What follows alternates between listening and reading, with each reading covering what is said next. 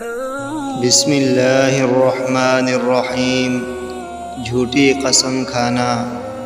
ایک شخص نے اپنا سامان دکھا کر اللہ کی قسم کھائی کہ اسے اس سامان کا اتنا روپیہ مل رہا تھا، حالانکہ اتنا نہیں مل رہا تھا۔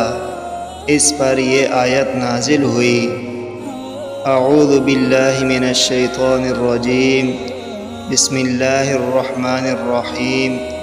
ان الذین یشترون بعہد اللہ وایمانہم ثمنا قلیلا، یعنی جو لوگ اللہ کے عہد اور اپنی قسموں کے ذریعے تھوڑی قیمت حاصل کرتے ہیں۔